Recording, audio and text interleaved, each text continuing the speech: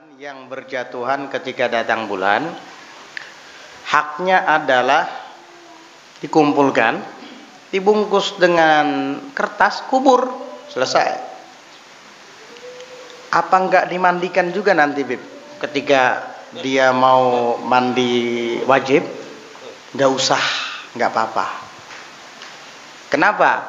Karena para fuqaha menyebutkan li'annal ajza'al munfasilata la janabata 'alaiha. Karena bahagian-bahagian tubuh yang terpisah itu sudah tidak ada janabahnya lagi. Buat apa dimandikan? Saya pernah dengar, Bib, ada guru yang ceramah kayak gitu di pengajiannya. Wallahu a'lam, tanya aja gurunya, dari mana dia ngambil itu? Hah? Orang kalau sudah terpisah dari kita nggak ada lagi janabahnya di situ. Janabahnya di tubuh kita masih ada. Jadi ketika kita ngangkat hadas, ya yang ada di tubuh kita saja. Yang sudah terpisah nggak ada hubungan lagi dengan kita. Itu namanya al-ajza'ul munfasilah namanya. Nah, Bib, ada hadisnya loh bahwa anggota badan yang terpisah dalam keadaan hadas besar itu nanti akan menuntut pemiliknya akan janabahnya. Nah, justru hadis itu menguatkan bahwa bahagian dari tubuhmu yang sudah terpisah, bahagian tubuhmu yang sudah terpisah dari kamu, janabahnya tetap ada. Makanya dia menuntut nanti di hari kiamat. Itu kalau dia memotongnya dengan sengaja ya. Makanya makruh makruh bagi orang yang sedang berhadas besar memotong kukunya, memotong rambutnya, karena dia akan menuntut nanti di hari kiamat akan janabahnya.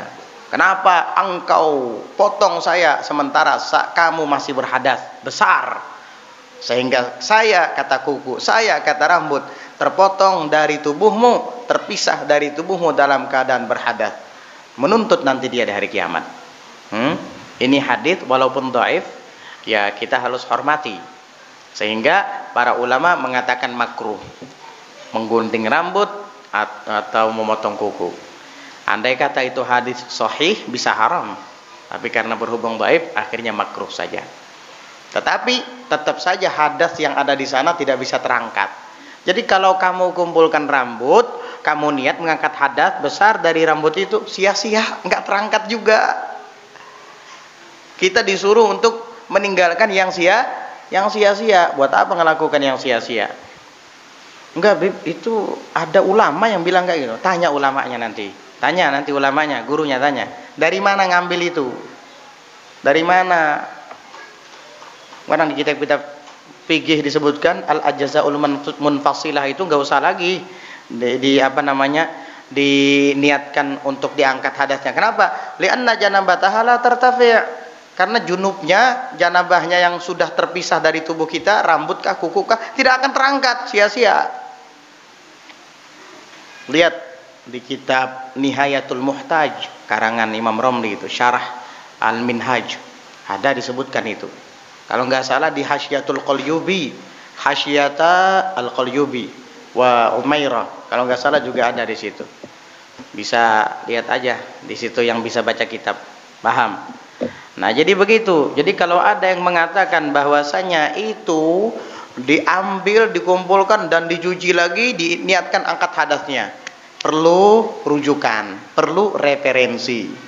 Dan Al-Fakir, ini Al-Fakir pribadi ya, selama ini masih belum menemukan referensi itu. Selama ini, wallahu a'lam.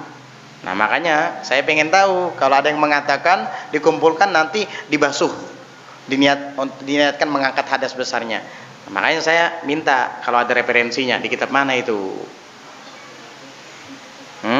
Ada, Bib, di kitab Arab Melayu. Siapa yang ngarang? Ya ulama sekarang. Ulama sekarangnya perlu ditanya juga tuh.